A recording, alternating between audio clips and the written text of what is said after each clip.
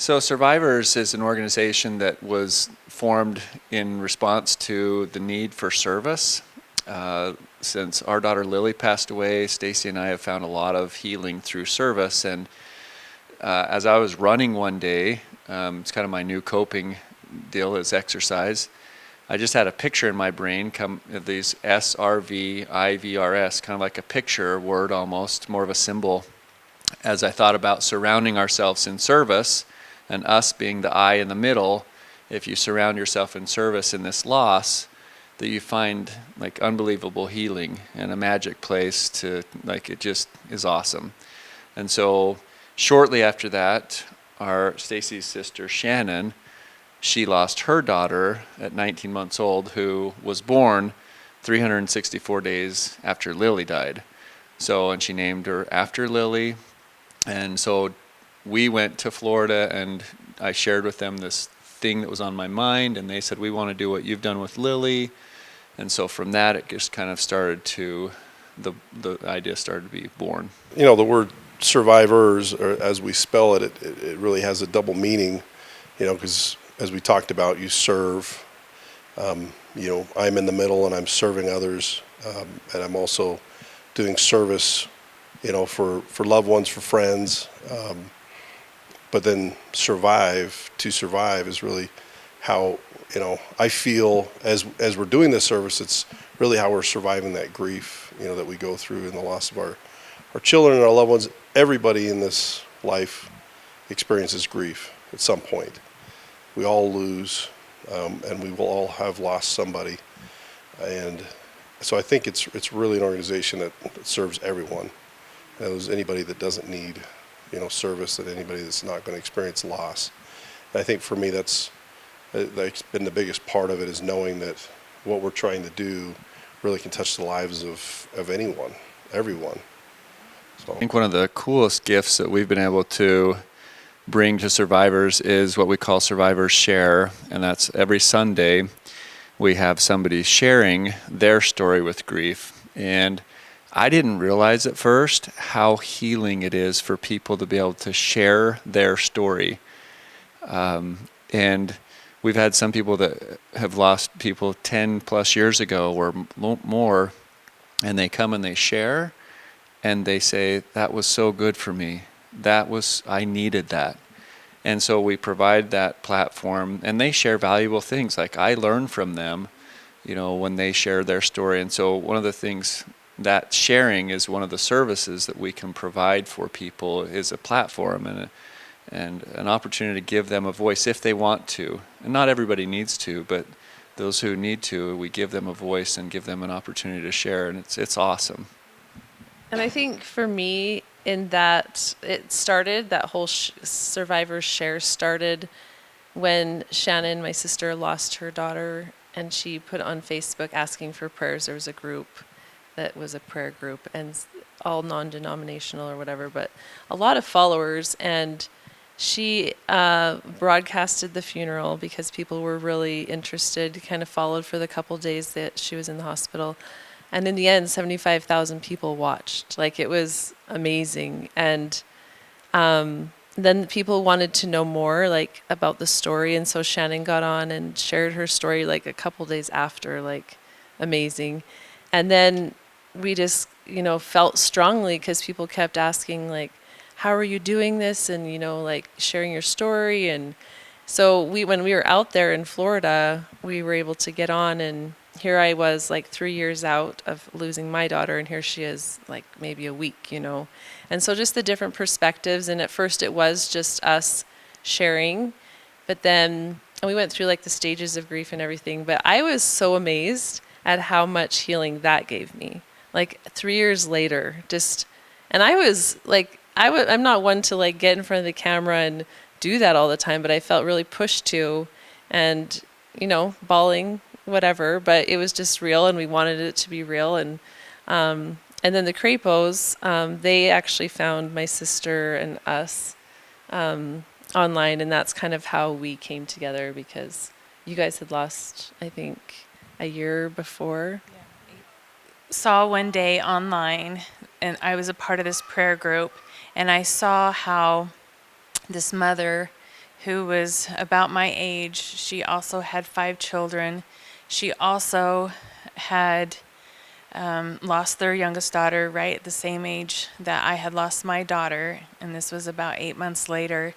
And I started just experiencing this empathy and compassion and mourning with her. And so I reached out to her, and I just introduced myself and just shared the things that we had in common, and just invited her to reach back out to me if she wanted to connect and maybe get support, or we can support each other and kind of go through this journey together. And what was interesting about how Survivors began as well was about a month after our daughter passed away, we felt very strongly that we wanted to do a nonprofit in honor of our daughter, and we wanted to be able to serve those that were grieving. We didn't know what that would look like. We had no idea how to do a nonprofit. We just knew that that was something that we wanted to do. And so when we finally, we did a Zoom call one day with Stacy and Josh and Shannon and Austin and myself, just to meet each other and to discuss how we can support each other. And Josh presented the idea of Survivors, and we all immediately felt this passion and excitement that this was going to be something that we would do all in memory of our children, but also be able to provide others to be able to do it in memory of their lost loved one, whether it was a child or not, and be able to do service all over the world and just make things brighter, especially where so many of us are experiencing grief in our own ways, and we all go through the journey differently. But if we can unite through this service opportunity and just providing a light to the world, then it gives all of us such an amazing healing opportunity through our journey of grief.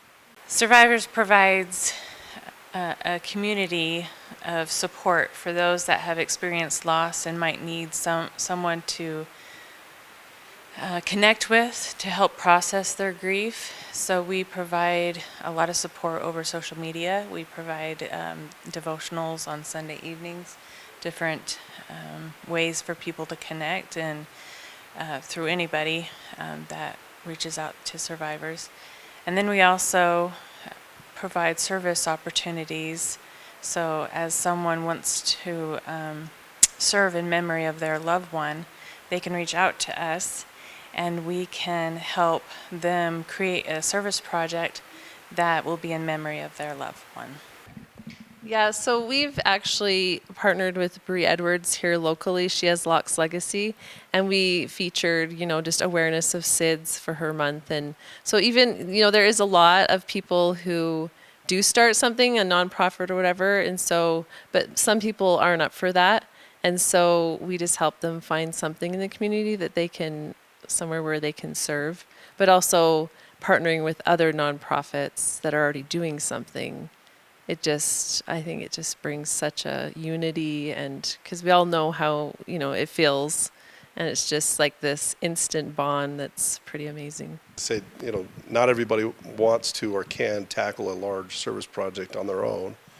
And so we try to help facilitate people where they're at, whether that is helping them with a larger project or with part of, or helping them to be able to participate in serving others who are doing a project.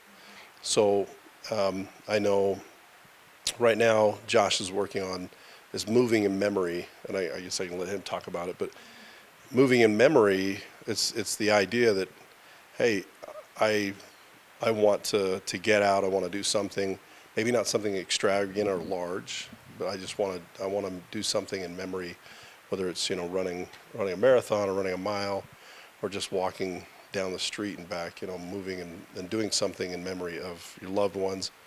People can donate, obviously, and contribute. I know that we've been able to, one of the projects that is kind of near and dear to my heart we had first responders come and try to save the life of our daughter. And oftentimes they don't get the recognition or the love or the support that they deserve. And so what we will do with some of the funds, survivors funds, is to purchase food for them, take that to them. We recently did that with a fire station by our home, and just to show them how much we love and care about them, and to serve the ones that our first responders that come out. So there's lots of different ways, lots of different projects. I think that's what's really unique about Survivors is really there's no, hey, we can or won't do this, or we will or won't do this. It's if you have something that you feel like allows you to serve in memory of that loved one, then we want to support that. Then we want to help with that. We want to help fund it. We want to help, get boots on the ground and people that can support your effort. Kind of like Stacy was saying, if it's a local organization that's already doing something, we want to throw our hat in the ring and help them out too. So it's really a lot of things that kind of goes under that umbrella. One of the service projects that we did first was called Blankets for Babes, and it was something that one of Stacy's sister, Shannon, wanted to do. One of the sweet things that happened when her daughter passed away in the hospital is they provided a dress and a blanket to wrap her baby in, and she felt like providing those dresses or outfits and blankets for other parents that would become bereaved would help them in that time just like it helped her. So that was one of our first projects, and what was neat for me is that I did it in Indianapolis in honor of my daughter's memory, so I was able to go and donate to our children's hospital. It was probably 100 blankets and outfits and dresses, and so that was received there, but then Stacy was able to do it here in Rapid City. Another family did it, of course Shannon, she did it in Florida, and we had people do it out in Utah. There was just, probably up in Canada, there was many places that you can do this service projects, and we present them online through our social media.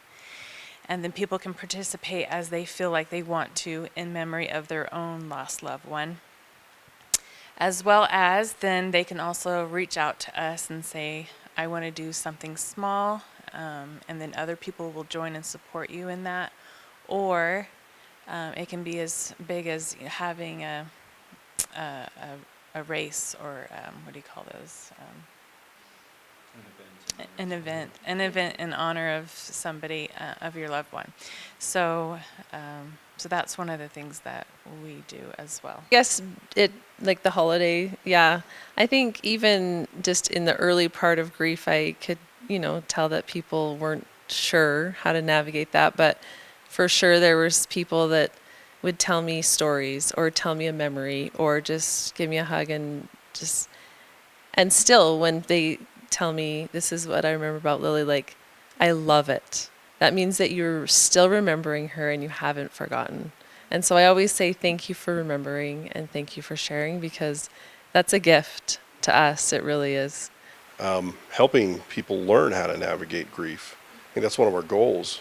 We're learning. We don't proclaim to be experts on it, but there is I think people coming together with a shared experience is a great resource for learning how to navigate, saying, hey, when our daughter passed away that first Christmas, these are the things that we did, and this would be our advice to give to family and friends who are having a hard time navigating. Our family did this and it was really helpful. Our friends did this and it wasn't very helpful. And these are all things that when you get together with these survivors, our Survivors Connect, when we want to get into our groups, kind of like support groups. I think that's part of the value of that as well. And I think that's another part of what Survivors is trying to do, is help to educate or help or inform or give people ideas on tools on how to navigate the holidays, birthdays, whether it's from your own loss or for somebody, a loved one, a friend, a friend that has experienced loss. So for me, just creating the Live Like Lily Foundation after Lily passed away, we knew that we just felt very strongly. She'd written an essay that was ways to, be kind and do good to everyone around you, little ways to do that. And so we just felt like that was her last letter to us and what she wanted us to do, because we felt really pushed to do something. And just the absolute, you're at your lowest when you lose, a daughter or whoever. But to do these service projects that we've done in the community, like dance scholarships to girls at Girls Inc., to Prima, being at those presentations are absolutely amazing. Like, I'm at the highest of highs, higher than I'd ever, been before. And every year that we do it, I get to experience it again. So it's an absolute gift to be able to continue her legacy and her name on with these, serving other people. Because to see the joy on these girls' faces it brings me to tears. They're in tears, I'm in tears, and it's amazing. So that's what service has really done for me, to be able to see the happiness of others, and then it fills me. Not all death is the same. Every death is different. And there's not a death that is the same. Some are similar, but every death is different. But service is universal. Peace that comes from service is universal. And so it's interesting that even though we might not all understand exactly the circumstances or be able to fully appreciate where everybody's coming from, when you join together in service, you are completely unified because you're there for the same purpose and you find the same healing through that service. And it comes in the way that's just right for you. And that's one of the things that I think to families, we invite them to do what feels like what they think would be good for them. They're not supposed to do what Stacy and Josh or what Austin and Elizabeth. You find the way that you feel would be honor your loved one the best. Just as simple as, I'm going to smile to somebody every day. Maybe that's your way of thinking about your loved one every day, is I'm going to smile at someone every day. And when I do smile, I'm going to think of my loved one. Or I'm going to open up the door for every person that I can. Or I'm going to buy somebody, when I go and get me a treat, I'm going to buy somebody else's treat every time. And that's a little habit that I've done for our family. And every time I do, it's like magic. And you get the chance to share your story. Some people ask why, or some people, and you get to share, and then they're touched. One of our mottos is see good, do good, and share good. And it's a cyclical thing. When you see good, you want to do good. And then when you do good, you want to do more good, and you want to share that good with others. And when you share good, it just changes your mind, and you want to be in that circle all the time. So those are unifying things, and they kind of bring all of the differences that we can't accommodate for together and bring unity through that common core of service. You said something about feeling joy, and I remember about a month after my daughter passed away, some friends decided to take me on a trip to go to watch a football game, which is something I really enjoy. And I remember sitting there, and as I was just kind of watching other people take enjoyment in the football game, and I had this concern that I would never feel joy the way that I had once felt it in my life after losing my daughter. And something occurred to me that when we experience a certain level of grief that we have never experienced before, it only increases the capability or the ability that we have to feel joy. I guess I would compare it, if I could use an analogy, imagine a beautifully paved road. And as we experience in the Midwest, when the snow and ice come, cracks form inside. And then as the snow thaws, you see these cracks in the summer and in the spring. But what somebody shared with me one time is that, even though we're broken, and there's cracks now in our heart as we experience grief, there's also a light that is now able to be admitted into those areas that was not there before. So it's always been kind of a neat analogy for me. Like I said, I don't know. It's just something that came to my head when you asked that question. As I asked myself that too. Will I ever know the kind of joy that I knew, before my grief? And the answer is yes. It might even be more. I think because of my grief, I feel like my capacity for joy has increased, and that's only perpetuated by service and by getting outside of myself. And I think, as we've mentioned, it really keeps our daughter alive in my heart, because I know that joy that I'm experiencing is a result of the service I'm doing in her memory. After my daughter passed away, I still had this need inside to want to nurture her and to want to make her happy and to want to put a smile on her face wherever she is. And I felt like I can't give her anything physical for her birthday or for Christmas. I can't, and that's part of the grief, is that loss. However, I realized, on those special days, on her birthday, I can put a smile on her face.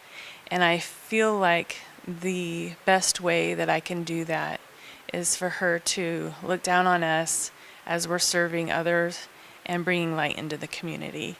And so that is something that brings me so much joy now, to be able to know that wherever she is, she's smiling on us, knowing that she sees our pain and our grief, but she sees how we still love her, and we show that love through serving others, and that brings me joy. See, I think the concept and the idea, I've never run into anybody that didn't love and support it.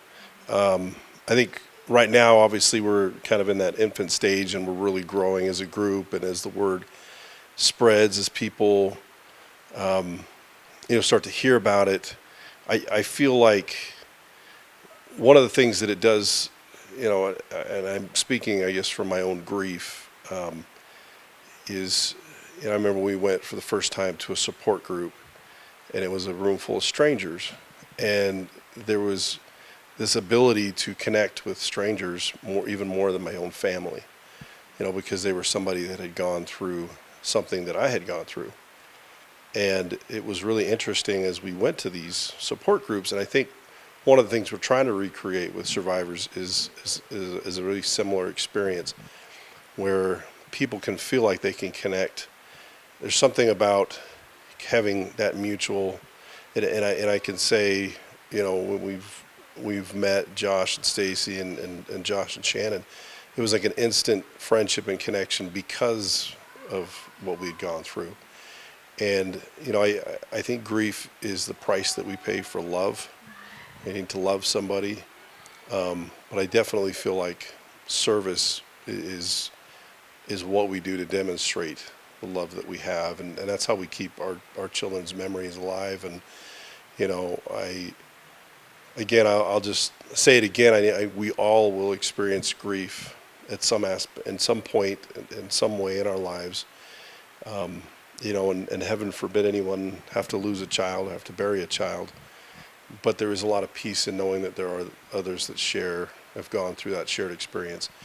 And again, I think with survivors, I think our mission that we all came to agree on was that service was the key to that peace, to that healing that we all look for, right? I think oftentimes the failure in going through grief is when we turn inward and we kind of go to a dark place.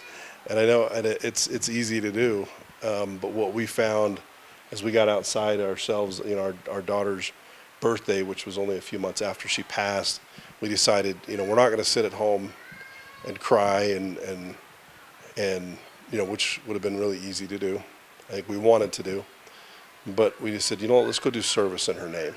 You know, and take kits to homeless people, to clean up in our neighborhood, in our area. We picked up trash around the parking lot at our church, and there's just we found so much peace. And so then when we ran into these guys, it was an immediate. It just all kind of clicked, and it came together.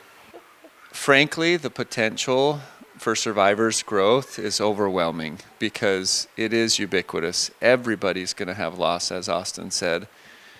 But one of the things that's become clear to me is that very few of us know how to navigate that loss healthily. I don't know why our culture has done such a poor job with doing that. We kind of try and just shut it away and almost pretend like that person didn't exist because it hurts when we think about them.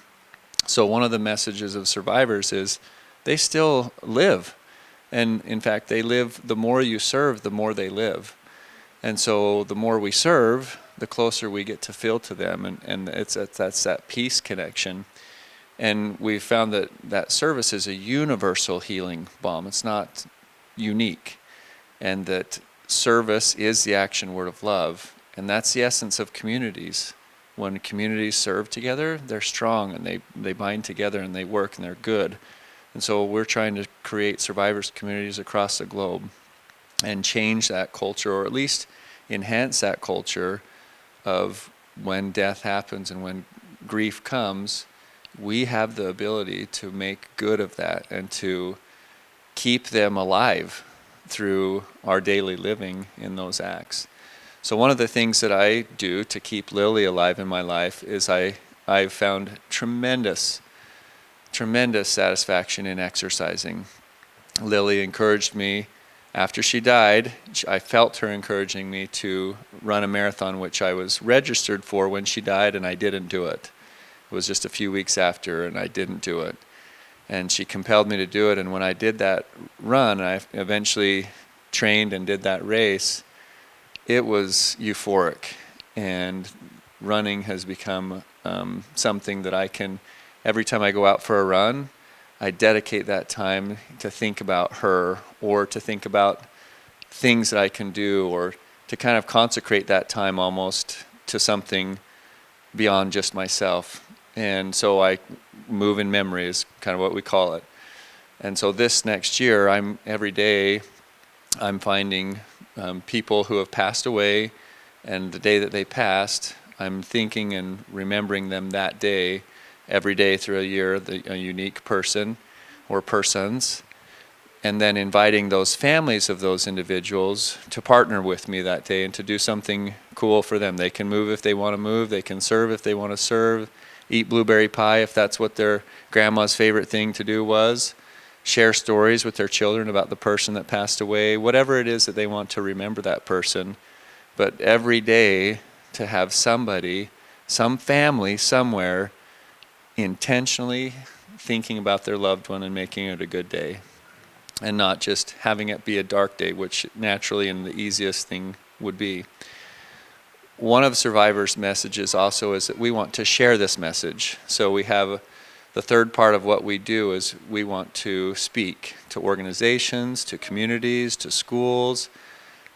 We've lost our child, and one of the things that we've felt deeply is that many children are being lost through social media and networks of screen addiction. So part of our message is to those who are still living, specifically children, to try and empower you through service to get them off of their cell phones as much, or to at least use their social media for doing good.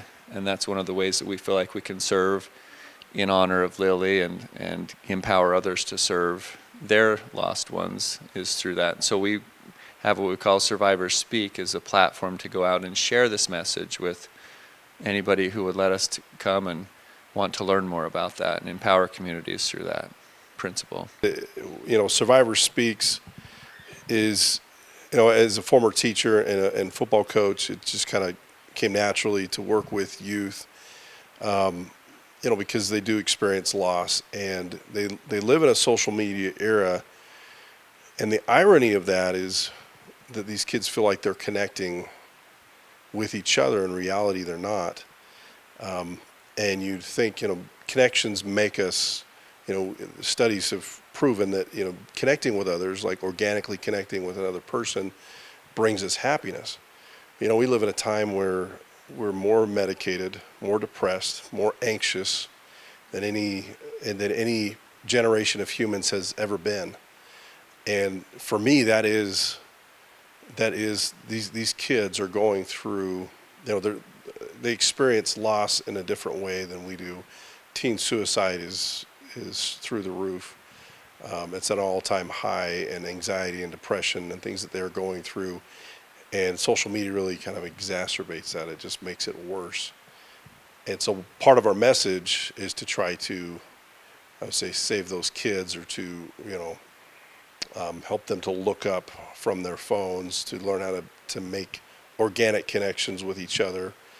And so that's been a big part of what I've been able to contribute to the group. Is just, we have a program that we're working on that we take to the schools, and it's got a curriculum with it, so that the kids, and it culminates in a service project that the kids can do at the high school, so they're learning to serve, which again, it all ties back into how service is a great way to deal with grief. It's a great way to connect with others. It's a great way to demonstrate love for another person, to get outside of yourself.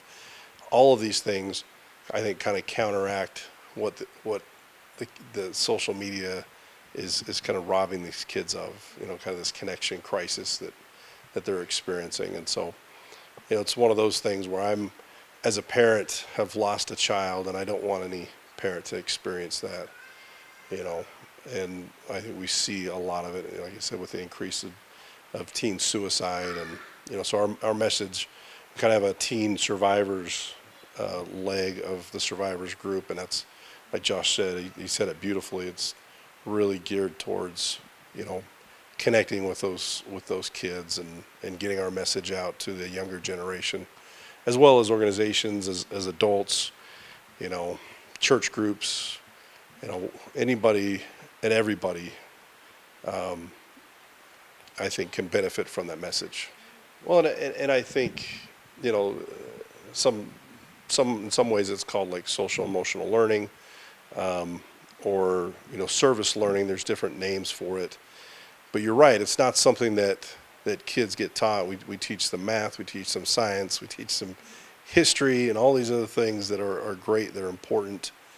But I think if you could turn back the clock, a young person that takes their life, commits suicide, I don't think they would tell you, if I just had more math, then I wouldn't have made this decision. I think it's, if I felt like I was more connected to people, that would have saved my life. And I guess for me, that's my goal.